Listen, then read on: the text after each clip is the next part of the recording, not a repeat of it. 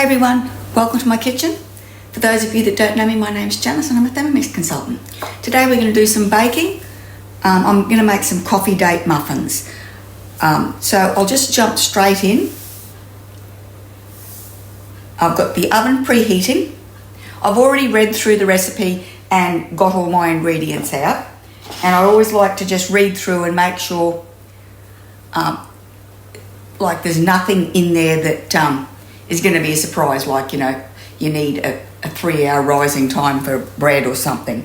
But yes, now that wouldn't be a surprise because I do know that. So it says to spray a 12-hole muffin tray with oil and then line with muffin wrap papers. So I haven't done that. I've just got this rose gold one and I've just dropped the regular old muffin cases in there. I thought I had some of those fancy ones, which was what I was going to use. But anyway, doesn't matter. 150 grams of pitted dates. So I've just got regular, it says to make sure they're soft. So they're just supermarket dates, but they're not hard and crunchy. They're quite soft. Well, that's a little bit more than 150 grams, doesn't matter. Next, 180 grams of warm water. So when I measured this out, it was quite hot, but I've been fooling around, so it is only warm now.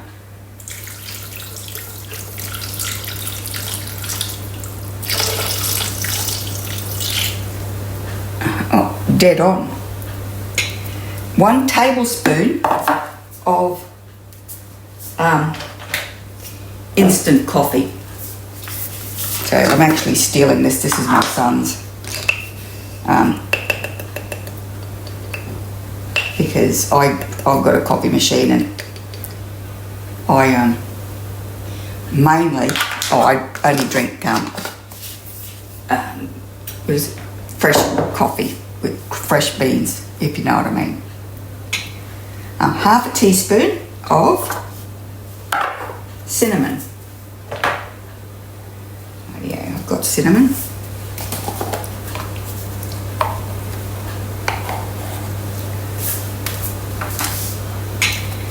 Half a teaspoon of bicarb.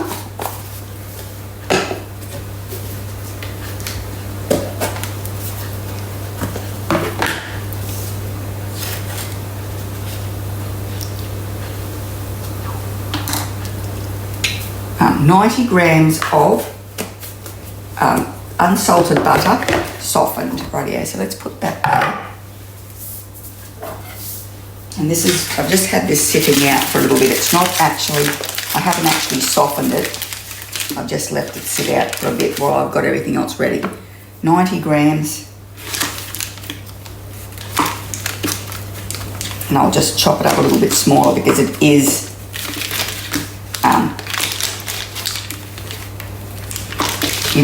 still a bit hard. Okay. 78. So we just need a tiny bit more. Hang on, oops. A tiny bit more. I've moved all my stuff around. Everything's out of the way. I've just been cleaning up in my kitchen and I've moved things like my bin and that. 90. I mean, I'll put them back, but they're just out of reach at the moment.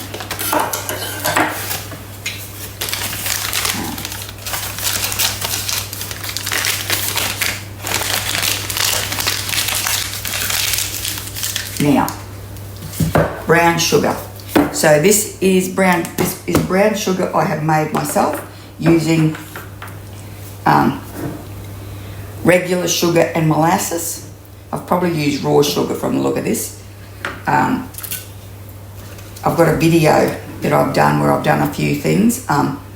With this one, I've made brown sugar and golden syrup.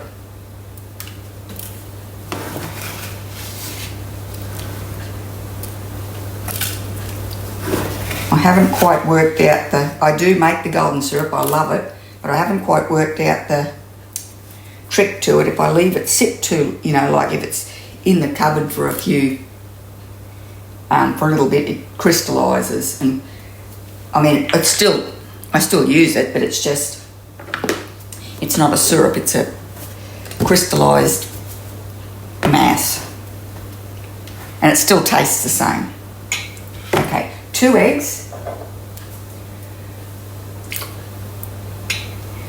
Oops, 180 grams of plain flour.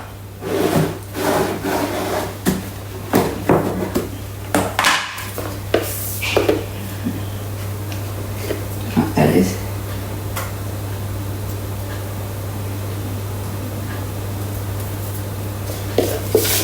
Yes.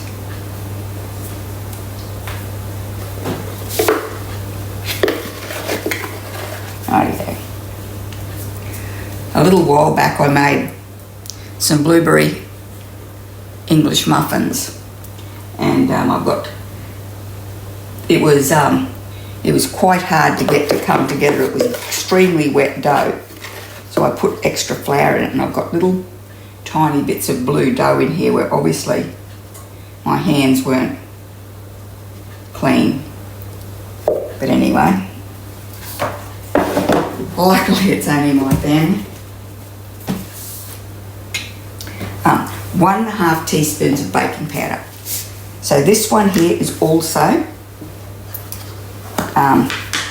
something I make myself. I've got a video on this, and you use white rice to make rice flour, and then you add bicarbonate of soda and cream of tartar, and you have baking powder. So I like making my own baking powder. I like making my own ingredients like the brown sugar and the rice flour and the baking powder, all those things, because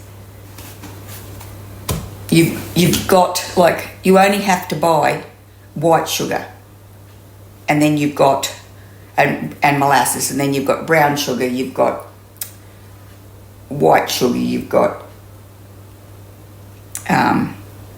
icing sugar, you've got caster sugar, because you've got a Thermomix. And the same with the baking powder. If you've got white rice, you've got bicarbonate of soda, and you've got cream of tartar, you have got rice flour, and you've got baking powder as well. So it's just a little thing that I love doing. Is being able to create everything from as much from scratch as possible. So it says to put the lid on with the measuring cup. 10 seconds, speed 5.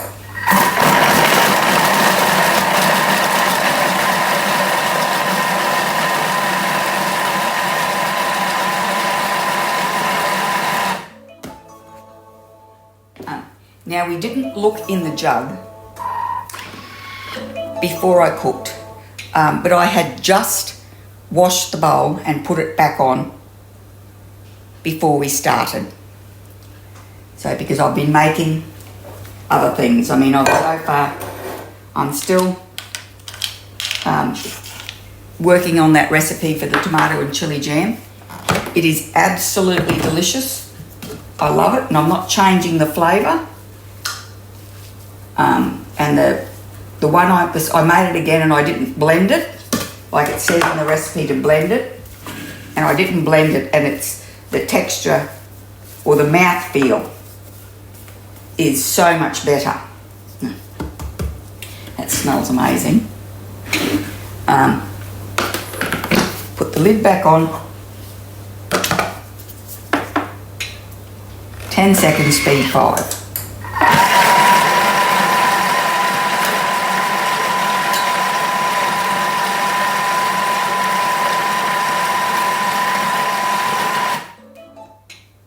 Rightio, so I'm going to get a cloth and wipe this up because I don't want to put my muffin pan on top of that, so I'll be back in a sec.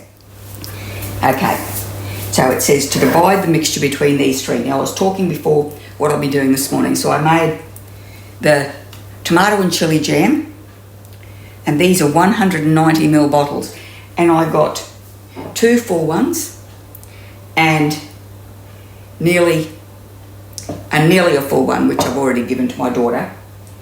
And then I made a recipe. It was a 1 punnet strawberry jam recipe, and I've made the exact same recipe, except I replaced it with, I had a bag 300 grams of frozen raspberries. I haven't tasted this yet. Oh, I have tasted a little bit.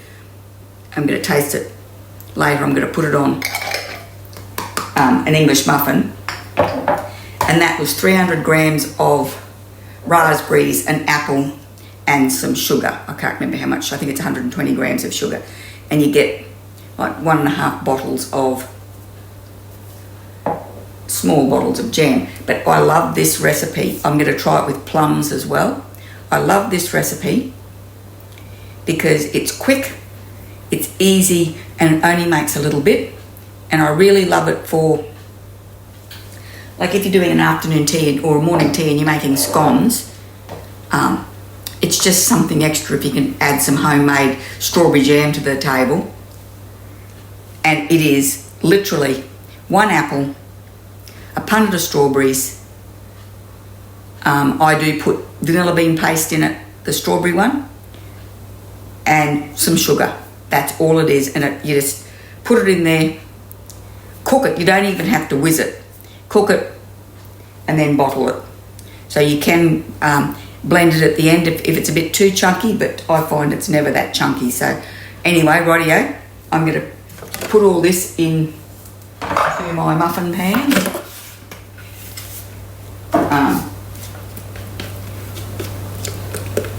And oops, rightio. I'm going to have to get something to do that because I'm just going to make a mess and that's going to burn onto the pan. Rightio. Bake for 22 minutes at 180 degrees or until a wooden skewer and served in the centre comes out clean.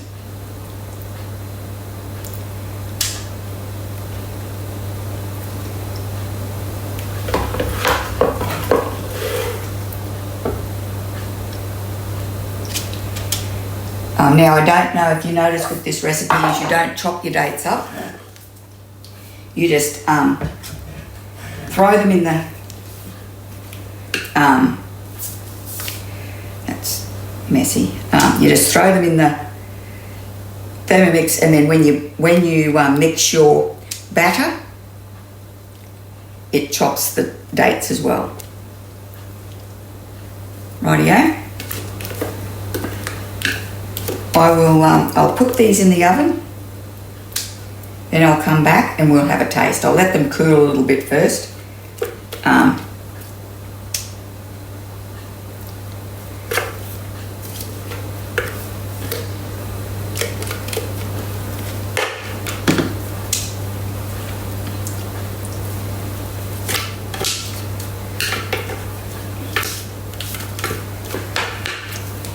Rightio. I'll be back when we're ready to taste these. So these have come out of the oven. Now they took the 22 minutes and when I touch them on the top, they're soft, but you can tell that there's no, they're firm. There's no liquid centre. And this is the biggest one here, or actually this one probably is. Well, we're going to poke it with a cake tester. And it comes out and it's perfectly clean. So there's no raw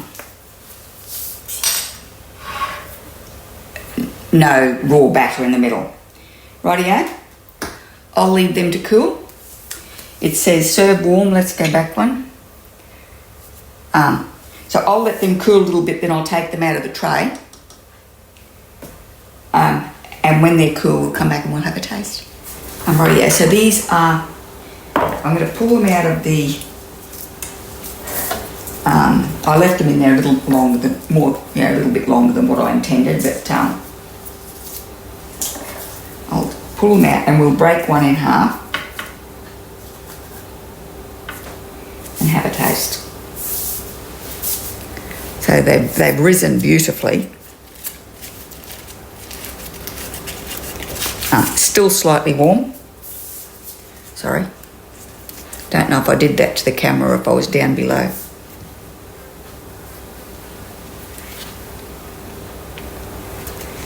Rightio. I reckon these will be nice with butter.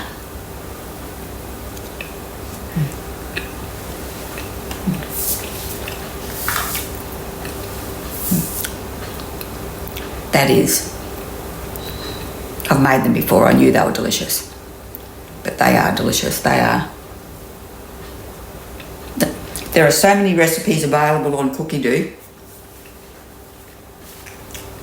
And every now and then I come across one I don't like.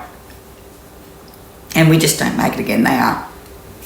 So many recipes available. If you haven't got a Cookie Do subscription, I would recommend it. Even if you've only got even if you don't have the TM5 and the TM6, one of the lower machines, it is still well worth getting. You can filter the recipes out so that they're suitable for your Thermomix. I mean, some of the recipes, because the bowl in the TM5 and the TM6 are bigger, some of the recipes aren't suitable for the TM21 and the TM31.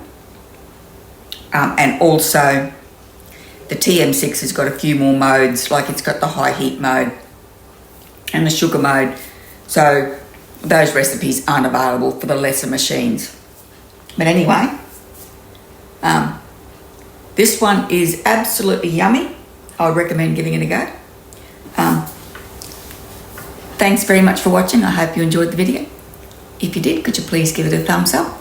Pop over to my channel and subscribe, and I really hope I'll see you next time.